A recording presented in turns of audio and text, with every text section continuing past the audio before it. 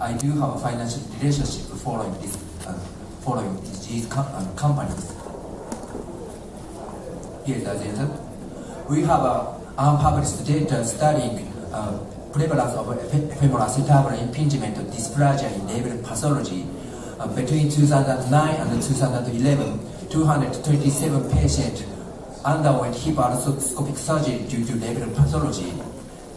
67% have FAI, and 23% is considered to be the dysplasia of the hip.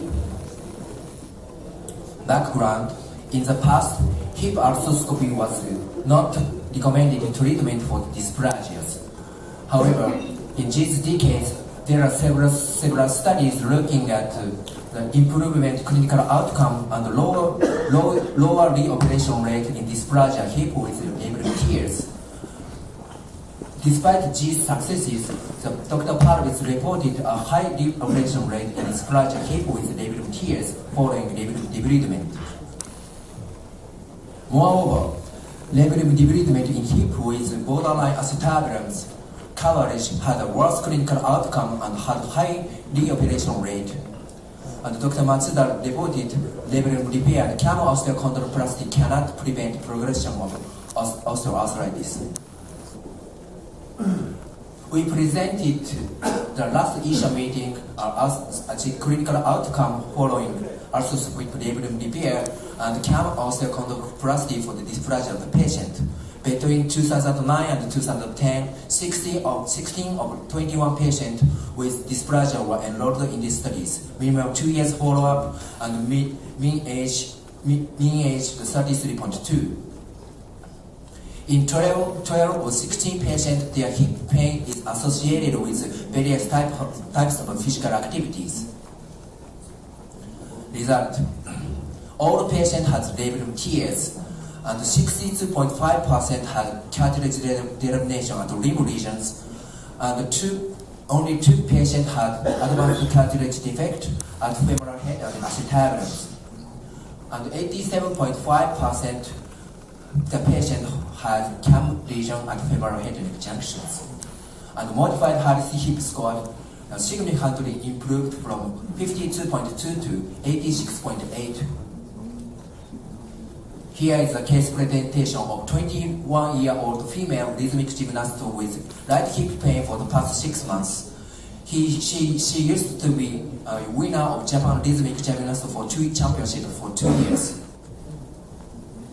She also has a camo lesion and alpha angle 18 degrees and central edge angle just 10 degrees. She refused rotational acetabular osteotomy and another invasive surgery, so we carried out arthroscopic surgeries. So the labral tear and cartilage delamination Mahon grade 2nd bubble were observed at limb regions. And we made the limb recess elevating with capsule and refresh the limb without limb trimming, and we placed 5 suture anchor with 10 suture and for labral repairs, and camo osteochondroplasty and capsule application were also performed. She completed the rehabilitation protocol for 2 years at 3 months after surgery, and she underwent sports tests, and she returned to pre-injury activity level at 6 months after surgeries without any discomfort. His right hip pain was involved, but she didn't feel any pain and discomfort.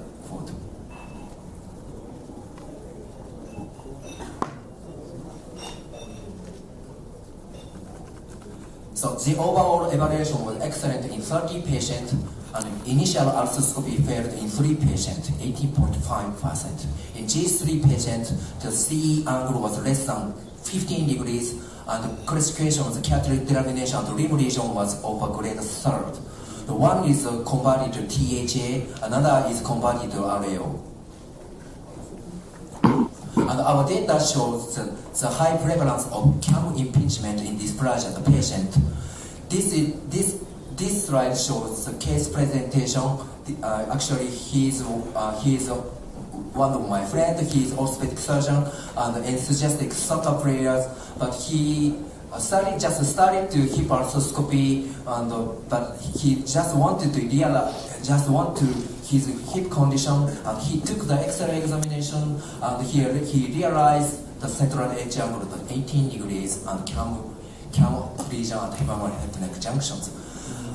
And he also took the 3D CT scan and made the 3D CT scan simulations, and he realized the cam impingement at flexion 70 degrees, abduction 10 degrees, and internal rotation 29 degrees at kicking positions.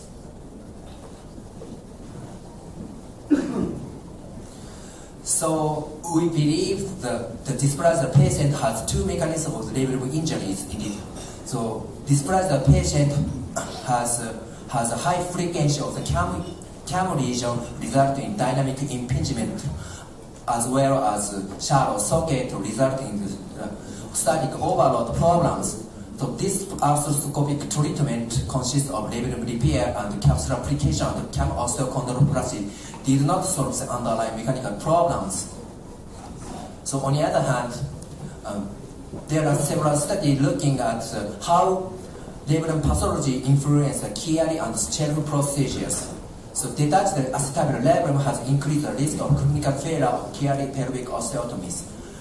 And the Scherf acetabuloplasty long-term clinical outcomes are influenced by the presence of labrum tears. So we devised the new endoscopic technique consists of labrum repair and reconstruction, cam osteochondroplasty, as well as Scherf acetabuloplasty. We introduced a case presentation of 70-year-old long-distance runner with left hip pain for the past 6 months. Central edge angle was 15 degrees, and cam in 3D CT shows cam lesion at femoral head and neck junctions, and MRI shows the labrum tears. We introduced a surgical procedure, the step-up approach. We did the diagnostic arthroscopic intraocular evaluation. The labrum tear was observed, and the labrum refixation using a suture anchor, and cam osteochondroplasty and capsular application were performed.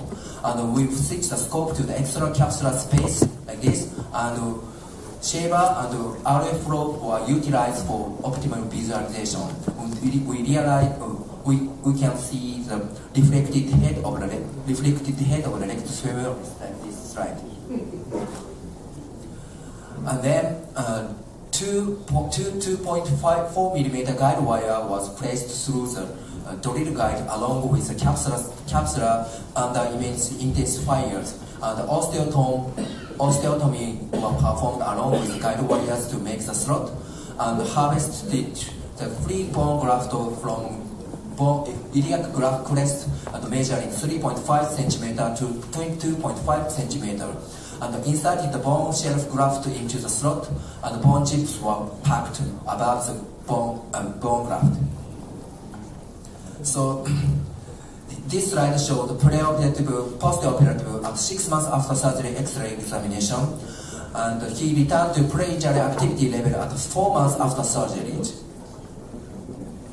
Conclusions. Arthroscopic labrum repair cam osteochondroplasty has a moderate clinical outcome and reoperation rate depending on the acetabular shallowness and cartilage delaminations.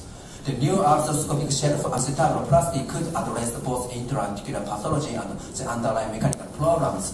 This arthroscopic procedure is less invasive and could be beneficial treatment for the patient with dysplasia. Long-term clinical follow-up should be necessary. Thank you very much for your attention.